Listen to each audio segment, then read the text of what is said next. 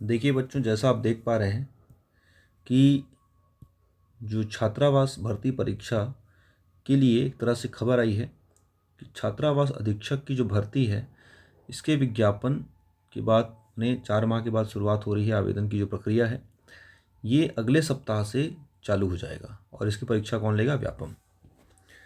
300 पदों पर परीक्षा होनी है और ध्यान रखेंगे हमेशा पद की संख्या परिवर्तनीय होती है ना। संख्या बढ़ भी सकती है, संख्या 300 कम नहीं होगी, ये भी बात सत्य है।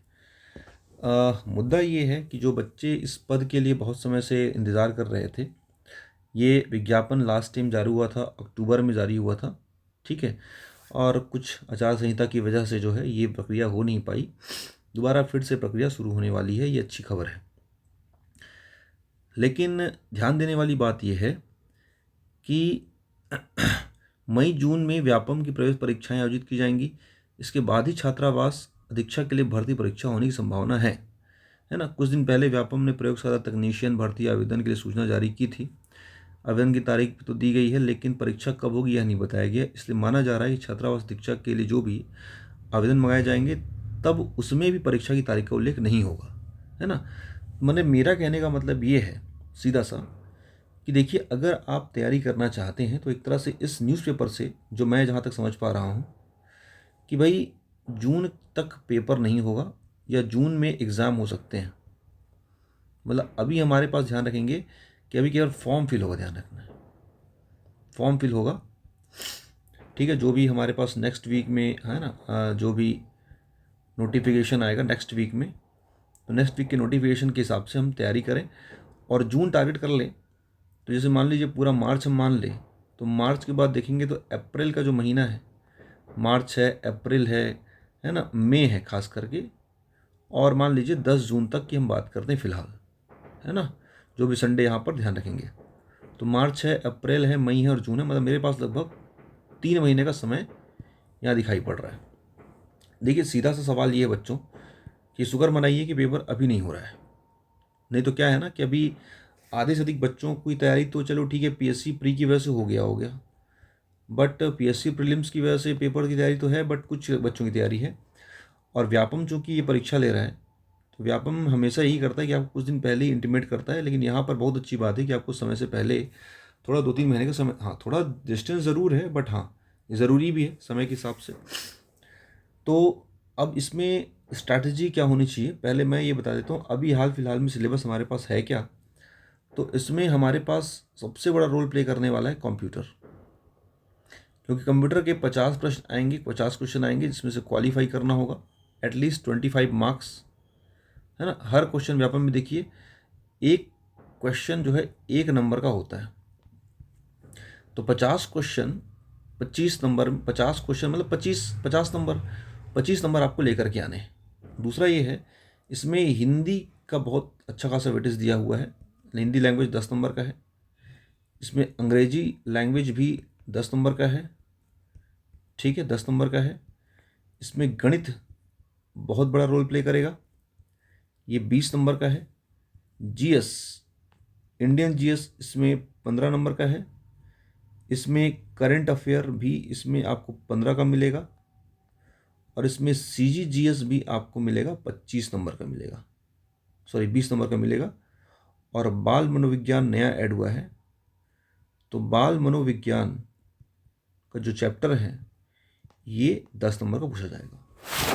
तो इस प्रकार से हम देखें तो 25 नंबर, 50 नंबर यहाँ से हो गए, 60, 70, 20, 90, 90 और ये 30 मिला के कितने हो गए, 120 और 20, 140 और ये 10 हो गए, टोटल 150, मतलब 150 अंक के टोटल होंगे।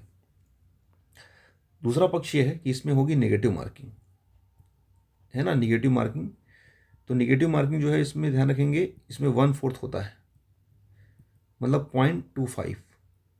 अगर किसी बच्चे का एक क्वेश्चन गलत होता है तो उसका 0.25 मार्क्स माइनस हो जाएगा, है ना। यहाँ बोला हूँ एक क्वेश्चन में 1 नंबर रहेगा और एक क्वेश्चन गलत होने पर आपको 0.25 का नुकसान होगा। तो माइनस मार्किंग वाला पेपर है, ये बिल्कुल ध्यान रखना है। कई बच्चे कंफ्यूज रहते हैं कि यार कहीं निगेटिव मार्किंग नहीं है, जो भी है नहीं होना है कंफ्यूज आपको। चलिए, तो आई थिंक ये समझ में आएगा नेगेटिव मार्किंग कॉन्सेप्ट, है ना। चलिए, तो इसके लिए करना क्या है आपको, जैसे मैंने कहा कि कंप्यूटर का अच्छा खासा रोल है, तो कंप्यूटर को आप बिल्कुल अच्छे से पढ़िए, सीरियसली पढ़िए। क्वालिफाई नहीं हो तो फिर आगे कोई मतलब भी नहीं है।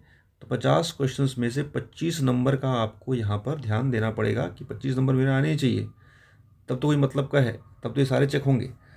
और इसमें देखिए गणित है ना 20 नंबर का है, और रीजनिंग नहीं है यहाँ पर, ठीक है, रीजनिंग यहाँ पर नहीं है, केवल 20 नंबर का क्या है यहाँ पर गणित है। और टोटल जीएस मिलाएंगे तो 15 नंबर जीएस का, 15 ये भी जीएस में काउंट होता है, 30 और 20 कितना है 50, मतलब 50 अंक का जीएस, ठीक है। मैथ्स रहेगा आपका 20 नंबर का, और लैंग्वेज में यहाँ पर देखेंगे तो 20 नंबर का लैंग्वेज। मैंने एक थोड़ा सा मैं क्यूमुलेटिव डिवाइड करूँगा तो जीएस का पूरा जो वेट है ना, वो रह रहा है यहाँ पर 30 और 20 50 नंबर का। कितने नंबर का है? 50 नंबर का, ठीक है। और उसके बाद यहाँ पर जब मिलेगा आप कंप्यूटर मिलेगा, कंप्यूटर भी हमको मिलेगा यहाँ पर 50 नंबर का, क्वालिफाइंग बार बार कह रहा हूँ मैं। और यहाँ पर जो हमको मैथ्स मिलता है, मैथ्स यहाँ पर मिलेगा आपको 20 नंबर का, ठीक है।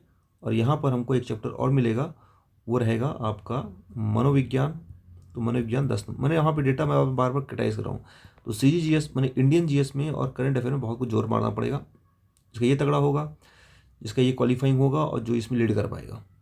बाल मनोविज्ञान चूँकि नया है तो सबके लिए नया ही रहेगा, तो इसमें आप ज़्यादा जोर ना देकर जो ऑलरेडी जानते हैं उसमें जोर दीजिए। अच्छा मौका है, करंट वार्डन बनना है।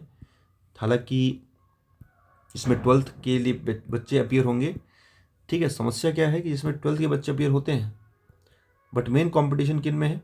जो CGPSC पढ़ने वाले बच्चे हैं, जो व्यापम पढ़ने वाले बच्चे हैं, उनके बीच में कंपटीशन है। और इसमें ये कह रहा हूँ कि अब बहुत सारे बच्चे जो SI भर्ती की तैयारी कर चुके थे, बहुत समय से लगातार पढ़ रहे हैं, वो भी इसमें बढ़िया कैंडिडेट बन जाएंगे, ठीक है। मनोविज्ञान देखो सबने नहीं पढ़ रखा है, सबके लिए नया रहेगा। बाकी रेस्ट ऑफ 140 मार्क्स सब के लिए कॉमन है। मतलब ये वार्डन, हॉस्टल वार्डन के लिए कौन कौन कम्पीट करने वाले हैं?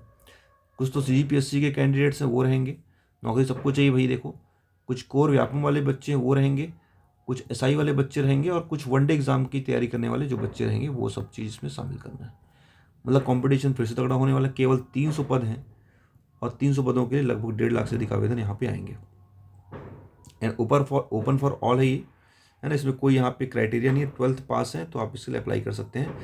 तो इसमें ठीक है, तो हम इसमें डर इनका नहीं है, इनमें डर है इन सभी लोगों का, CGPSC एस्पिरेंट का, है ना, वनडे एग्जाम की तैयारी करने वाले बच्चों का, SI का, है ना। और सबसे इम्पोर्टेंट क्या है कि आप इन सब कोर्सेज़ को, है ना, आप बिल्कुल पढ़िए। जैसे मैं फ़िलहाल कंपटीशन एकेडमी में पढ़ाता हूँ, ठीक है। मेरा जो फ़िलहाल अभी मैं जहाँ पढ़ा रहा हूँ, हरी कंपटीशन एकेडमी में, है ना, तो वहाँ की आप उस क्लास को ज्वाइन कर सकते हैं। साथ ही साथ बिलासपुर में मैं पढ़ाता हूँ, बिलासपुर में मेरा पढ़ाना होता है। साथ में बुक्स जो यहाँ पर HR पब्लिकेशंस की आप बिल्कुल पढ़ सकते हैं। These are the unanimously accepted, हर एग्ज़ाम के लिए तो फेवरेट होती हैं, and that is a very required, है ना, ये आपको पढ़ना ही पड़ेगा।